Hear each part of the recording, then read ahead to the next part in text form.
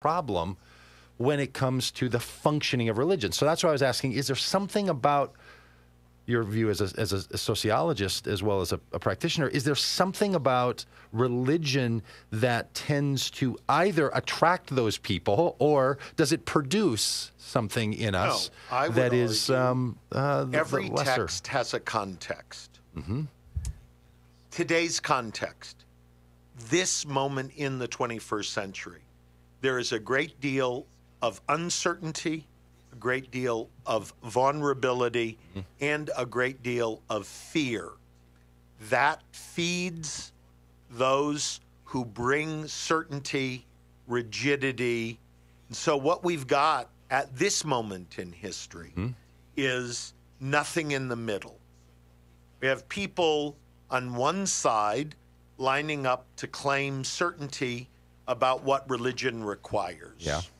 So we have an unfortunate archbishop in this archdiocese who, in my opinion, has no sense of where the Catholics are in the Twin Cities. None. And he's doubling down on the Minnesota Amendment. Yeah, this is for those who don't know our Minnesota Amendment. This is an amendment to put into the Constitution our current legislative requirement for who can be married. Right. Put that in the Constitution rather than... And he's strong-arming priests, strong-arming parishes. So you have that. And then you have more and more new atheists saying, a pox on all your houses. Yes. What's missing is the people like the two of us. No, I'm serious. That's what the world needs, is more of the two of us. And Tony and others and Carla. who want to engage in the dialogue, learning, respecting, question. When you don't have people engaging, then you are going to simply hear the extremes.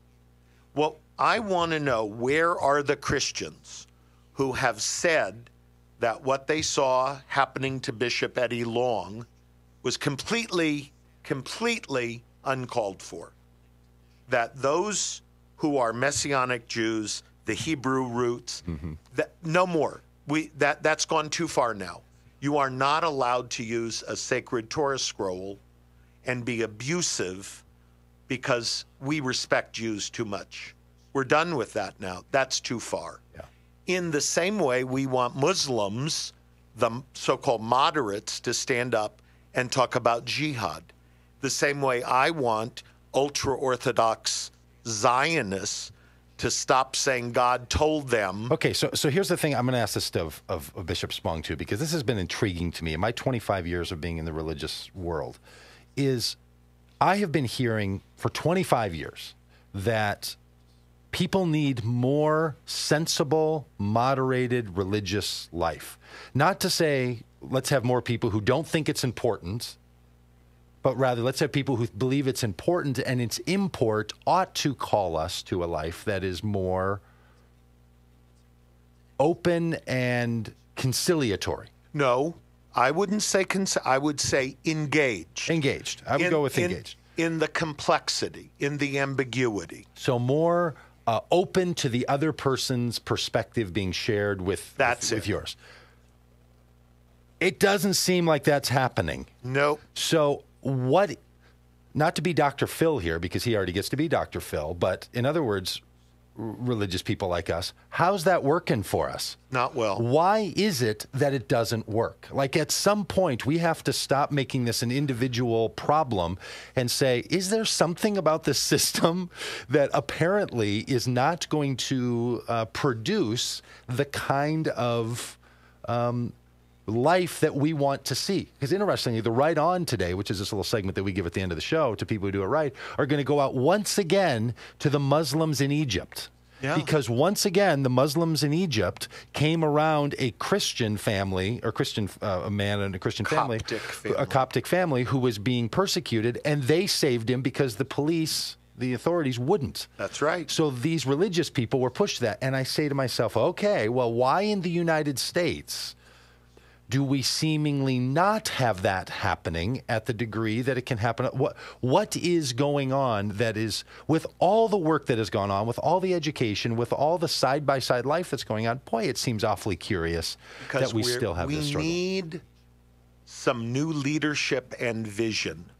We need some people who are going to hold the extremists of all brands accountable and say, okay, cut it out.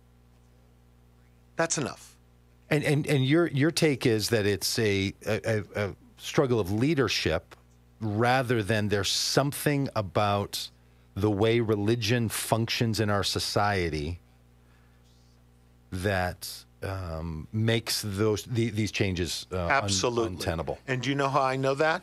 No, because convince me, because I tend to. I'll tell you why. Yeah. Because religion was essential in supporting and legitimating slavery in the antebellum Protestant South. Mm-hmm. Yeah, that's right. Religion was the only means through which civil rights was finally exercised in the 60s.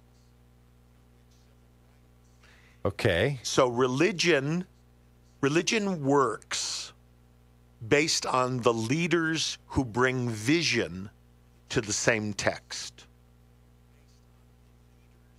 Okay, it feels to me like what we're going to need is we're going to need a new way of being religious, not just new interpretations of particular. And Solomon's Porch is one of those. The nature of bringing a rabbi to St. Cloud State University where there are no Jews, and I teach Hebrew Bible to all Christians.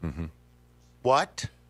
Because they're learning a point of view to which they've not been exposed. Doesn't it strike? Okay, well, let me ask you this. Now, doesn't it strike you that as a rabbi, you've been working on these issues for 40 years? Correct. 35, 40 years. You're going to take on a class of students at St. Cloud State University this spring or next fall, and they're going to look at you like, this is so bizarre, I'm actually meeting a rabbi. Right. Like, really, after all this time, it's still so bizarre to have, it's still so peculiar, so unusual, so out of the norm to meet people who are like you. And we don't have leaders modeling. Yeah, how do you use that gift? That's Rabbi Joseph Edelheit. You can Facebook all of us. Rabbi, thanks so much for being here. Thanks so much for being a friend and for being around. Doug Pagitt Radio on AM 950, the Progressive Voice of Minnesota. We're going to be back with the Cripes that come on, and you got to be kidding me here after the break.